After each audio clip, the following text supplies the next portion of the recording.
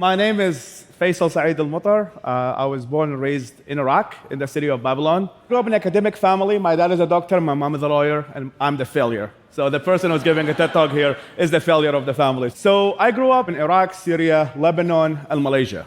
And I've seen firsthand the cost of talent and the fact that they were forced to leave their homes. So the subject of lifting people up and the subject of international development is not just theoretical academic subject for me. It's what I think about the whole time. As you probably know, the United States has spent trillions of dollars in the wars of Iraq and Afghanistan, only to replace Saddam Hussein with Iran and the Taliban with the Taliban. A great return of investment, right? So I started asking questions, and I found that the current system of aid is filled with corruption, too many middlemen, too many gatekeepers, and the money hardly makes it to the people that intends to help. So the intention and the big picture is good, but to really actually get help is very difficult. And according to the World Bank, it can cost up to $20,000 to create one job in international development.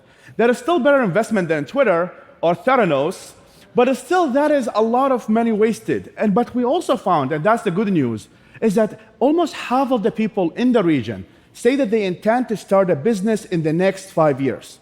That is millions of innovators, millions of entrepreneurs, millions of creatives who would have their skills wasted if we don't invest in them.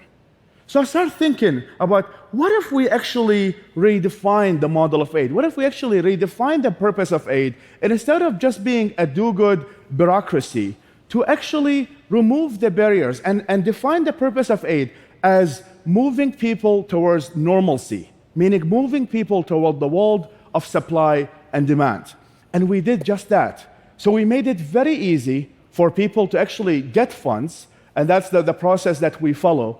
And also to think about investment, we think about the one that can stimulate economic growth, and also to fight the corruption crisis, and I'll call it the corruption disease in most of the Middle East. We actually make it one grant per one person. So in that way, there is little system of favoritism, little system of trying to choose people who are connected to the political elite and have it forward. So that being said, what we found was really amazing. We found that the moment we move people towards that, they're far more accountable to their own communities, not to us. This is a story of one of the great stories that we supported, which is a founder of Hakim Hashim. Hakim is the founder of Lego. He's in the city of Mosul, which used to be what ISIS declared as caliphate.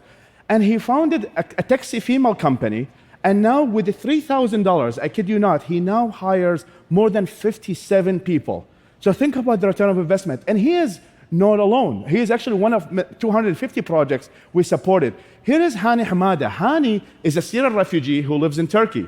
Hani is a self-learner. He learned Turkish. And he was, you know what? I'm going to start a business that teaches Turkish to new immigrants. And then he built up a business. And with the $3,000, he also now has 33 people staff. All of them are refugees teaching Turkish. So look at the new model. With $1 million, we were able to create 35,000 jobs, compared to the old model that you can only create 50 jobs. So which investment is better, okay? That's like straightforward, right? And what's also amazing, after we actually tried that, we saw that the variation of this model is already being filled right now in Ukraine, in some parts of India, some parts of Africa, so we're not only ones doing it. And the lesson of my talk is aid doesn't have to be costly to be effective. You might actually be wondering right now, why am I talking about aid development and innovation while the Middle East is at war right now? And the answer is, the old methods and the past is actually what got us here.